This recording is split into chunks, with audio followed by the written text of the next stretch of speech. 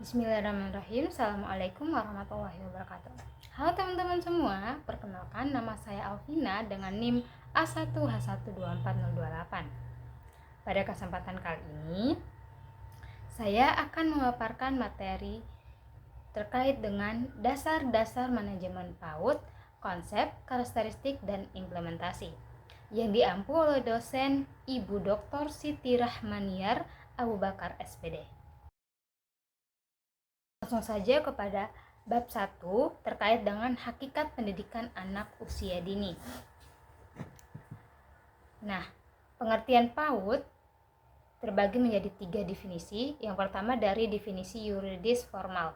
Nah, berdasarkan Undang-Undang Nomor 20 Tahun 2003, PAUD adalah pendidikan bagi anak usia 0 sampai 6 tahun yang bertujuan memberikan rangsangan pendidikan untuk memberikan pertumbuhan jasmani dan rohani agar siap memasuki jenjang pendidikan formal. Kemudian yang kedua, definisi istilah. Nah, PAUD adalah proses pembinaan menyeluruh untuk tumbuh kembang anak usia 0 sampai 6 tahun, mencakup fisik, motorik, emosional, sosial, dan spiritual, serta memberikan dasar-dasar pembelajaran. Yang ketiga, pengertian PAUD dari perspektif lain. Nah, dalam perspektif pengalaman, PAUD menekankan stimulasi pada masa unik anak. Sedangkan dalam perspektif belajar, PAUD adalah proses kontinu bagi perkembangan awal anak yang menjadi dasar pembelajaran lebih lanjut. Nah, kemudian kita masuk pada tujuan dan fungsi PAUD. Tujuan PAUD, secara umum, PAUD bertujuan membantu anak tumbuh kembang optimal agar siap untuk pendidikan dasar. Secara khusus, PAUD dirancang untuk menemukan karakter, kemandirian, keimanan, dan keingintahuan sosial anak. Nah, kemudian manfaat PAUD.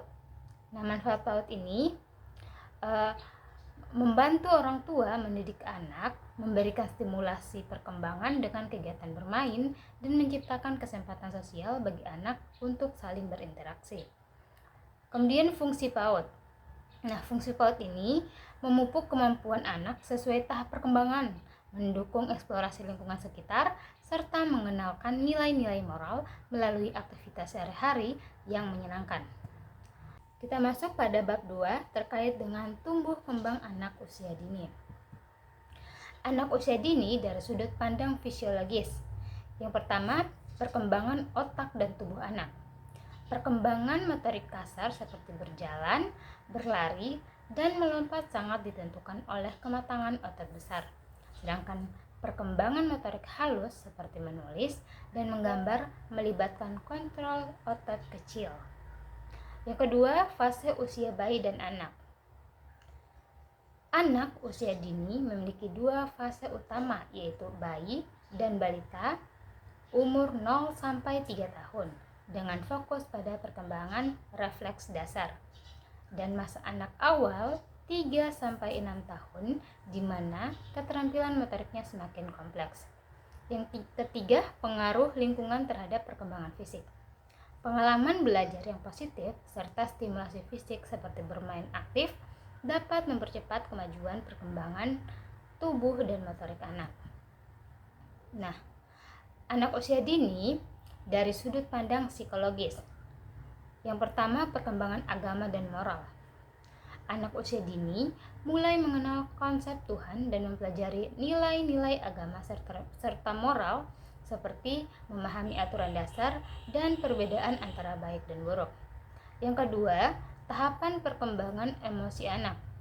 Anak usia dini beralih dari egosentrisme menjadi kemampuan mengenali emosi orang lain. Mereka belajar mengelola emosi seperti rasa marah dan mempraktikkan empati terhadap sesama. Yang ketiga itu kognisi dan bahasa. Nah, anak berada dalam tahap sensori motor dan praoperasional, mulai menyerap informasi melalui eksplorasi indera dan mengembangkan bahasa sebagai alat komunikasi. Pengalaman ini mendukung mereka untuk berpikir logis pada usia selanjutnya. Baik, selanjutnya kita masuk pada bab 3 terkait dengan kurikulum pendidikan anak usia dini. Nah, berdasarkan program pengasuhan. Yang pertama, pola asuh otoriter. Pola asuh otoriter ini mengutamakan kontrol ketat dari guru terhadap anak. Guru membuat keputusan penuh dengan pendekatan yang mendisiplinkan anak melalui regulasi ketat dan hukuman untuk ketidakpatuhan. Nah, yang kedua, pola asuh demokratis, di mana guru memberikan kebebasan kepada anak untuk bereksplorasi, tetapi tetap di bawah pengawasan. Guru mendukung anak untuk berkembang melalui kerjasama, motivasi, dan arahan secara harmonis. Yang ketiga, pola asuh permisif. Dalam pola asuh ini, anak diberikan kebebasan penuh dalam aktivitasnya. Guru cenderung kurang memberikan bimbingan atau arahan dan kontrol terhadap aktivitas anak. Kemudian berdasarkan program pembiasaan. Yang pertama, pembiasaan rutin. Contohnya, mengajarkan anak untuk berdoa sebelum makan, membersihkan mainannya setelah bermain, atau berbagi peralatan dengan teman. Nah, aktivitas ini dilakukan konsisten agar menjadi kebiasaan bagi anak. Kemudian yang kedua, pembiasaan spontan. Guru perlu memanfaatkan momen spontan untuk memberikan pelajaran moral, seperti memuji anak yang menolong temannya atau menegur anak yang membuang sampah sembarangan untuk membangun apresiasi terhadap nilai positif. Nah, yang ketiga, pembiasaan keteladanan. Nah, guru memberi contoh langsung dalam perilaku, seperti menyapa teman dengan sopan, menjaga kesabaran ketika menghadapi masalah, atau menggunakan kata-kata penuh penghargaan. Tujuannya untuk memberikan pola perilaku yang bisa ditiru oleh anak. Nah, kemudian program pembelajaran. Yang pertama itu tema pembelajaran. Setiap pembelajaran berpusat pada tema seperti binatang atau lingkungan. Hal ini membantu anak memahami konsep secara sistematis dan menarik. Yang kedua, sentra aktivitas. Pembelajaran dilakukan dalam sentra seperti sentra balok untuk membangun kreativitas, sentra seni untuk mengembangkan kepekaan artistik, atau sentra main peran untuk melatih kemampuan sosial. Yang ketiga, perencanaan kegiatan. Perencanaan kegiatan ini seperti rencana harian, mingguan, hingga semesteran dibuat untuk memastikan keterpaduan antara aspek kognitif, sosial emosional, bahasa, moral, fisik, dan seni anak dapat tercapai melalui aktivitas yang relevan. Kemudian kita masuk pada bab 4 terkait dengan hakikat manajemen PAUD. Pengertian manajemen PAUD. Yang pertama, manajemen PAUD sebagai proses pengelolaan, di mana proses manajemen PAUD melibatkan pengelolaan sumber daya manusia, material, dan non-material guna meningkatkan mutu pendidikan anak usia dini secara efektif dan efisien. Yang kedua, fokus PAUD pada tujuan pendidikan dini. Nah, PAUD ini bertujuan membentuk landasan dasar perkembangan anak melalui manajemen pengelolaan lembaga yang sadar, terorganisasi, dan terukur. Yang ketiga, manajemen sebagai instrumen kerjasama, di mana melibatkan koordinasi antara kepala PAUD, guru, staf, dan pihak terkait lainnya dalam mencapai visi lembaga. Kemudian unsur-unsur manajemen PAUD. Yang pertama, lembaga PAUD sebagai pusat kegiatan, di mana lembaga PAUD bertindak sebagai wadah untuk operasionalisasi layanan pengembangan anak usia dini yang mengintegrasikan kerjasama tim dan inovasi. Yang kedua, sumber daya PAUD. Nah, sumber daya manusia atau seperti kepala PAUD, guru, dan staf, dan sarana prasarana merupakan komponen utama yang mendukung tercapainya program pendidikan PAUD. Nah, yang ketiga, kerjasama efektif,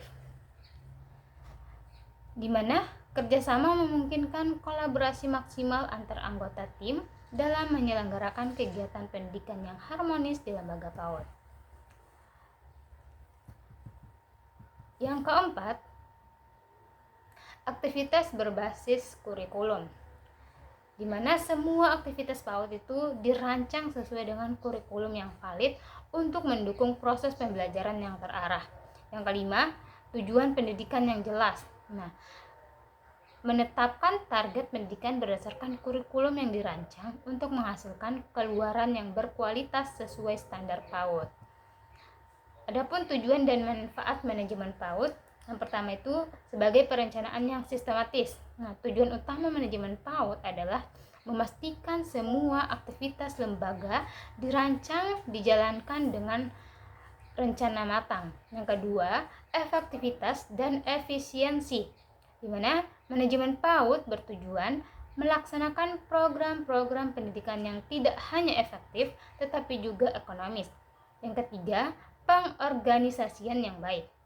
Semua komponen di lembaga PAUD dapat berfungsi dengan optimal melalui peran manajerial yang terstruktur dengan baik. Kemudian yang keempat, evaluasi dan perbaikan terus-menerus. Memberikan ruang untuk evaluasi berkelanjutan atas kinerja lembaga dalam mencapai tujuan pendidikan, sehingga menghasilkan peningkatan kualitas secara berkesinambungan. Yang kelima, manfaat bagi lembaga dan peserta didik. Nah, manfaatnya itu untuk meningkatkan mutu layanan pendidikan bagi anak usia dini dengan menyelaraskan sumber daya dan kegiatan lembaga untuk keberhasilan pendidikan. Baik, selanjutnya kita masuk pada bab 5 terkait dengan ruang lingkup manajemen PAUD. Nah, manajemen peserta didik. Yang pertama, mengatur penerimaan peserta didik. Prosesnya dimulai dari seleksi hingga orientasi agar anak merasa nyaman di lingkungan PAUD. Yang kedua, menentukan program harian seperti membuat jadwal aktivitas yang seimbang, menggabungkan pembelajaran dan permainan. Yang ketiga, evaluasi perkembangan anak. Guru perlu melakukan evaluasi berkala untuk memantau perkembangan kognitif, sosial, dan emosional anak. Yang keempat, menangani siswa pindahan atau keluar, seperti melakukan prosedur administrasi seperti memberikan laporan perkembangan kepada lembaga baru. Yang kelima, menjaga hubungan dengan orang tua, memberikan laporan perkembangan secara rutin, dan membangun komunikasi yang baik untuk mendukung pendidikan anak. Kemudian, manajemen kurikulum PAUD. Yang pertama itu penyusunan kurikulum, di mana mengembangkan kurikulum berbasis kompetensi untuk mendorong pengembangan anak secara holistik. Yang kedua, pelaksanaan kurikulum, mengintegrasikan berbagai bidang pengembangan seperti motorik, kognitif, dan sosial dalam pembelajaran. Yang ketiga, evaluasi efektivitas, di mana mengkaji keberhasilan implementasi kurikulum berdasarkan target yang telah ditentukan. Kemudian yang keempat, penyusunan tema. Guru perlu menentukan tema dan subtema yang menarik seperti lingkungan, tumbuhan, dan binatang. Yang kelima, inovasi pembelajaran, di mana menciptakan metode pembelajaran kreatif seperti bermain berbasis proyek atau eksperimen sederhana. Kemudian kita masuk pada manajemen sumber daya manusia atau disingkat dengan SDM PAUD. Yang pertama, rekrutmen guru yang berkualitas. Perlu dilakukan seleksi yang ketat untuk memastikan tenaga pengajar memiliki kompetensi sesuai standar. Kemudian yang kedua, pelatihan dan pengembangan, seperti memberikan pelatihan rutin untuk meningkatkan kemampuan pedagogis dan manajerial guru. Ketiga, penilaian kinerja, di mana menggunakan indikator yang terukur untuk mengevaluasi kinerja guru dan staf. Yang keempat, penghargaan dan promosi, seperti memberikan intensif kepada SDM berprestasi sebagai motivasi dan meningkatkan kepuasan kerja mereka. Kemudian yang kelima, penanganan konflik, menyediakan mekanisme penyelesaian konflik internal untuk menjaga lingkungan kerja yang kondusif. Kemudian kita masuk pada manajemen sarana dan prasarana PAUD. Yang pertama, inventarisasi aset. Perlu mencatat dan merusak kelengkapan alat peraga, mainan edukatif, dan fasilitas belajar. Kedua, perencanaan pengadaan, di mana perlu menentukan kebutuhan prasarana mendesak seperti meja, kursi, atau alat peraga.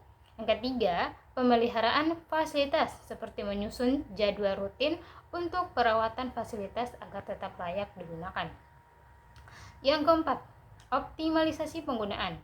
Memastikan sarana dan prasarana digunakan secara maksimal sesuai dengan tujuan pembelajaran. Kemudian yang kelima, rehabilitasi atau penghapusan, di mana mengganti fasilitas yang rusak atau sudah tidak layak dengan yang baru untuk menjaga standar mutu. Kemudian kita masuk pada manajemen keuangan PAUD. Yang pertama, penyusunan anggaran. Merancang anggaran tahunan berdasarkan kebutuhan operasional dan program pembelajaran. Yang kedua, pengelolaan dana. Mengalokasikan dana secara transparan untuk program prioritas seperti pengadaan sarana edukasi. Yang ketiga, laporan keuangan. Membuat laporan pemasukan dan pengeluaran dana institusi secara berkala untuk akuntabilitas. Yang keempat, sumber pendanaan. Memanfaatkan berbagai sumber pendanaan seperti subsidi pemerintah, sumbangan, atau iuran orang tua. Kemudian yang kelima, audit dan evaluasi, di mana melakukan pengecekan keuangan secara berkala untuk mencegah penyalahgunaan dana. Kemudian, manajemen hubungan masyarakat. Yang pertama, komunikasi aktif. Membuka komunikasi dengan masyarakat untuk mendapatkan dukungan bagi program pendidikan anak usia dini. Yang kedua, kolaborasi dengan orang tua, seperti membina hubungan erat untuk menciptakan sinergi dalam mendidik anak. Yang ketiga, kemitraan strategis. Bekerja sama dengan instansi pemerintah, organisasi sosial, atau perusahaan untuk mendukung kegiatan. Yang keempat, kampanye informasi. Mengedukasi masyarakat tentang pentingnya pendidikan anak usia dini melalui berbagai media. Kemudian yang kelima, peningkatan citra, di mana perlu membangun reputasi lembaga sebagai penyedia pendidikan anak usia dini yang berkualitas. Baik, selanjutnya kita masuk pada bab 6 terkait dengan perencanaan lembaga PAUD. Nah, pengertian perencanaan lembaga PAUD. Yang pertama, merumuskan tujuan lembaga. Perencanaan adalah upaya sistematis untuk menentukan tujuan yang ingin dicapai oleh lembaga PAUD. Hal ini mencakup visi dan misi yang mengarahkan seluruh aktivitas organisasi. Kemudian yang kedua, mempersiapkan langkah strategis. Perencanaan berfokus pada memprediksi langkah konkret dan persiapan yang diperlukan agar lembaga PAUD dapat berkembang secara optimal. Ketiga, menganalisis arah pengembangan. Dengan perencanaan, lembaga dapat memetakan kekuatan dan kelemahan internalnya, termasuk mengantisipasi tantangan dari lingkungan eksternal. Adapun tujuan dan manfaat perencanaan lembaga PAUD. Pertama, menciptakan program layanan yang tepat. Perencanaan membantu memahami kebutuhan masyarakat untuk mengembangkan layanan yang sesuai dengan kebutuhan anak usia dini dan orang tua. Yang kedua, efisiensi dan efektivitas operasional. Dengan perencanaan, lembaga dapat mengatur sumber daya secara efisien, baik manusia maupun fasilitas, sehingga mampu memberikan manfaat maksimal. Yang ketiga, pengendalian dan evaluasi, seperti memantau pelaksanaan layanan PAUD dan memberikan alat evaluasi untuk memastikan kualitas layanan tetap terjaga dan sesuai dengan tujuan lembaga. Kita masuk pada bab 7, pengorganisasian lembaga PAUD. Proses pengorganisasian lembaga PAUD terbagi menjadi beberapa tahap. Yang pertama, perancangan struktur organisasi. Tahap awal dalam proses pengorganisasi adalah merancang struktur organisasi yang akan menjadi pondasi utama untuk mengelola lembaga PAUD secara terorganisir. Struktur ini biasanya mencakup pembagian wewenang, tanggung jawab, dan alur komunikasi antar anggota. Yang kedua, pembagian tugas. Penentuan tanggung jawab individu dan tim dalam lembaga PAUD dilakukan untuk mengoptimalisasi efisien kerja. Tugas diatur sedemikian rupa agar setiap individu dapat berkontribusi sesuai kapasitas dan keahliannya. Yang ketiga, pembentukan tim kerja. Dalam lembaga PAUD, pembentukan tim kerja dilakukan berdasarkan spesialisasi dan kemampuan tiap anggota. Hal ini mendukung terciptanya kolaborasi yang sinergis untuk mencapai visi dan misi lembaga PAUD. Kemudian kita masuk pada proses pengorganisasian lembaga PAUD. Yang pertama, pengoptimalan proses kerjasama. Dalam pelaksanaan tugas, setiap individu diharuskan menciptakan kerjasama yang harmonis. Dengan demikian, semua pihak yang terlibat dapat bekerja secara efektif dan efisien dalam rangka mendukung pendidikan anak usia dini. Yang kedua, implementasi teknologi. Proses pengorganisasian kini sering memanfaatkan teknologi untuk mempermudah koordinasi, komunikasi, dan pengelolaan informasi dalam lembaga PAUD. Adapun tugas dan peran stakeholder PAUD. Yang pertama, Kepala PAUD. Kepala PAUD memiliki peran sebagai pengarah, pengawas, dan penanggung jawab utama dalam pengelolaan lembaga PAUD. Kepala PAUD juga bertugas memonitor pelaksanaan program-program pembelajaran dan memastikan keberlanjutan operasional lembaga. Yang kedua, Guru PAUD. Guru PAUD bertugas sebagai fasilitator dan pelaksana program pembelajaran.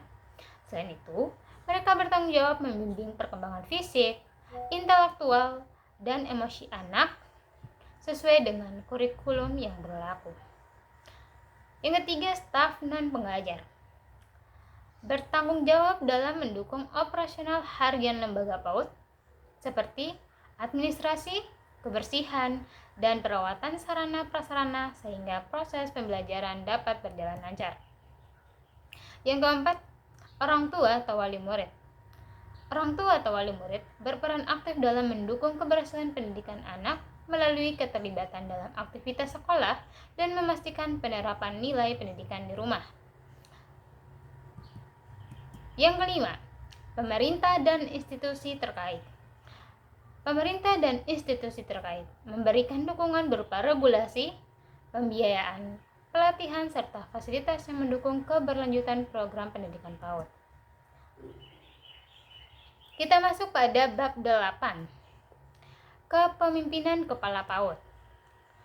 Pengertian kepemimpinan. Memimpin adalah upaya memberikan pengaruh kepada setiap sumber daya manusia untuk melakukan kegiatan dan saling melakukan kerjasama dalam berbagai kegiatan. Kepemimpinan adalah proses mempengaruhi dalam menentukan tujuan lembaga PAUD, memotivasi perilaku guru PAUD dan staf PAUD untuk mencapai tujuan PAUD serta mempengaruhi untuk melakukan upaya perbaikan berkelanjutan dalam penyelenggaraan layanan PAUD. Seorang pemimpin atau kepala PAUD yang melayani sadar betul bahwa dia adalah pelayan bagi guru PAUD dan staf PAUD, seperti pelanggan internal dan juga bagi stakeholder lainnya, seperti pelanggan eksternal. Pemimpin atau kepala PAUD yang menjadi pelayan memahami perannya sebagai kesempatan untuk melayani orang lain dan mengembangkan orang agar mampu mengoptimalkan potensinya secara penuh. Dia menjadi pihak yang membangun komunitas kerja dengan ingin menyembuhkan orang-orang dalam organisasi.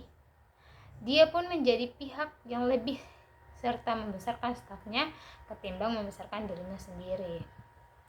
Itu yang disebut dengan kepemimpinan. Nah, kemudian kepemimpinan kepala PAUD sebagai komunikator dalam pelaksanaan program kegiatan PAUD. Komunitas pada lembaga PAUD dapat terlaksana jika memenuhi unsur-unsur. Yang pertama, komunikator atau orang yang memberi informasi. Yang kedua, channel atau saluran dalam menyampaikan informasi. Yang ketiga, message atau bahan informasi yang disampaikan. Yang keempat, communicate atau si penerima informasi yang disampaikan. Yang kelima, respon atau kegiatan yang timbul sebagai reaksi terhadap informasi yang diterima. Kemudian, komunikasi yang baik dan lancar di atas ke bawah maupun di bawah ke atas akan dapat memberikan keuntungan berikut. Yang pertama, mempermudah untuk mendapatkan informasi yang diperlukan guna mewujudkan kerja yang baik. Yang kedua, mempermudah pelaksanaan konsepsi suatu program kegiatan PAUD. Yang ketiga, mempermudah dalam pemberian dorongan agar setiap guru maupun staf berpikir dan bekerja dengan penuh inisiatif, kreatif, dan disertai dedikasi yang tinggi. Yang keempat, memberikan kepuasan kepada setiap guru PAUD maupun staf PAUD karena dapat memenuhi rasa ingin tahunya dengan posisinya masing-masing. Kemudian, kepala PAUD sebagai motivator dalam pelaksanaan program kegiatan PAUD. Motivasi adalah keinginan untuk berbuat sesuatu, sementara motif adalah kebutuhan, keinginan, dorongan, atau impuls. Ada 4 upaya yang dapat dilakukan oleh kepala PAUD untuk menumbuh kembangkan motivasi anggotanya. Pertama, melakukan pengaturan lingkungan fisik. Hal ini dilakukan agar lingkungan menjadi kondusif untuk bekerja.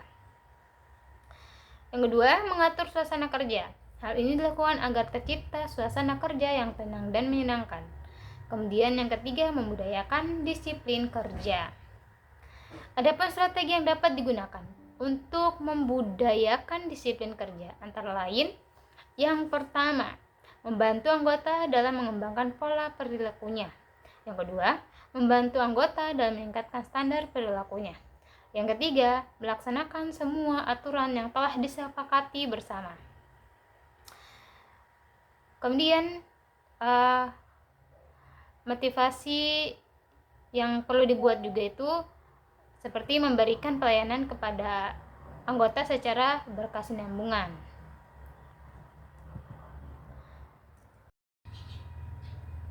Selanjutnya kita masuk pada bab 9 terkait dengan pengawasan oleh kepala PAUD. Pengertian, tujuan, dan manfaat pengawasan. Pengawasan merupakan fungsi manajemen yang dilakukan setelah kepala PAUD menyusun rencana lembaga PAUD, mengorganisasikan lembaga PAUD, dan melaksanakan praktik kepemimpinan untuk mewujudkan rencana lembaga PAUD. Pengawasan juga dapat diartikan sebagai suatu proses melihat, memonitor, mencermati, dan mencatat apa saja yang sedang terjadi, mencakup hal-hal berikut. Yang pertama, bagaimana suatu pekerjaan dilakukan oleh guru PAUD dan staf PAUD dalam pelaksanaan program kegiatan PAUD. Yang kedua, apakah wewenang dan tugas-tugas yang ditetapkan telah dipakai atau digunakan? Yang ketiga, bagaimanakah hasil yang telah diperoleh? Dan yang keempat, kendala atau masalah apa yang dihadapi dalam pelaksanaan program kegiatan PAUD. Sementara secara khusus, tujuan dari dilakukannya pengawasan antara lain, yang pertama, untuk menentukan tingkat keberhasilan guru PAUD dan staf PAUD dalam melaksanakan program kegiatan PAUD. Yang kedua, untuk mengetahui faktor-faktor yang dapat menghambat pelaksanaan program kegiatan PAUD.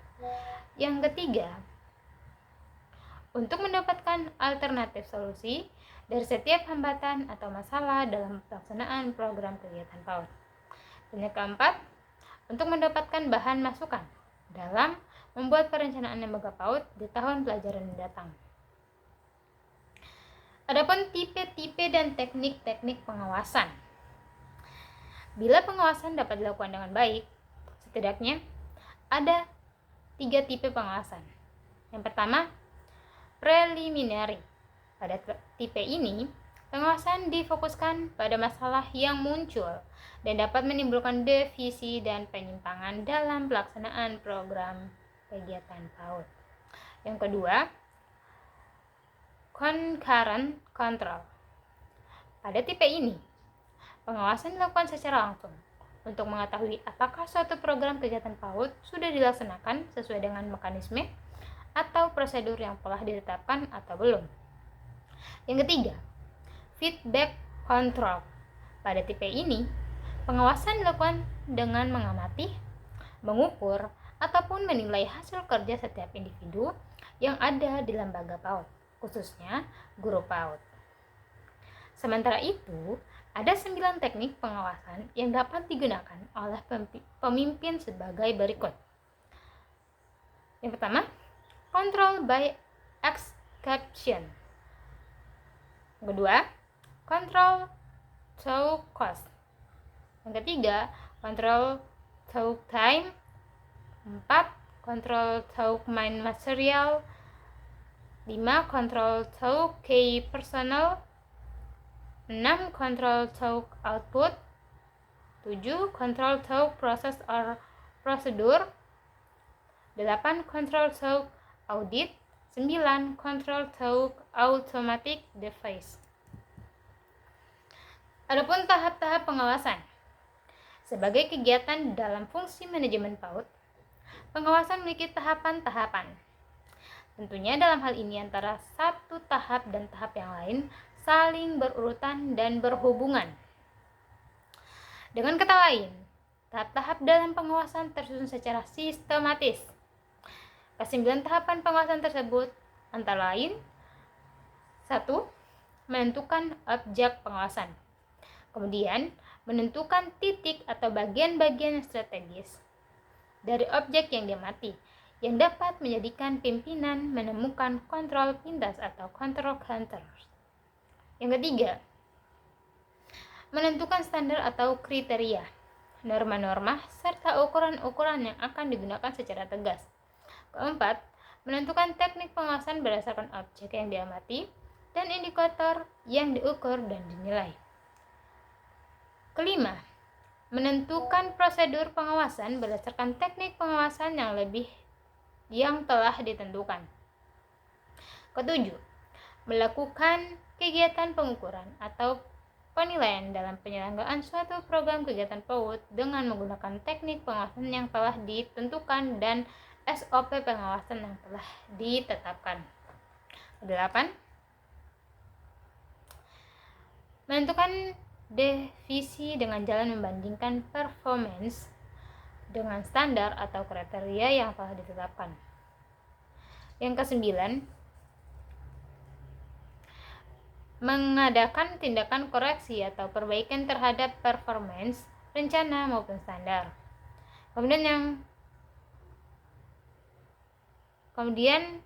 yang ke-10 itu menentukan konklusi akhir sebagai bahan untuk melakukan upaya perbaikan berkelanjutan. Kemudian, agar pengawasan dapat dilakukan secara efektif dan efisien, maka ada tujuan prinsip yang harus dipegang sebagai berikut. Yang pertama, pengawasan hendaknya dilaksanakan sesuai dengan sifat dan kebutuhan lembaga PAUD. Yang kedua, pengawasan hendaknya diarahkan pada penemuan data-data atau fakta-fakta mengenai tugas-tugas yang dijalankan ketika melaksanakan program kegiatan PAUD. Ketiga, pengawasan hendaknya mengacu pada tindakan pencegahan antisipatif, tindakan perbaikan korektif, dan upaya perbaikan berkelanjutan continuous improvement. Keempat, pengawasan harus bersifat fleksibel. Kelima, pengawasan harus bersifat preventif. Keenam, teknik dan prosedur pengawasan harus mudah dipahami oleh pihak-pihak yang diawasi. Ketujuh, pengawasan dalam pelaksanaan harus mempermudah dalam pencapaian tujuan lembaga PAUD, bukannya malah mempersulit guru PAUD dan staf PAUD dalam mencapai tujuan lembaga PAUD. Baik, itulah paparan materi yang dapat saya sampaikan. Mohon maaf atas segala kekurangan. Saya akhiri, wassalamualaikum warahmatullahi wabarakatuh. Sampai jumpa di video-video selanjutnya.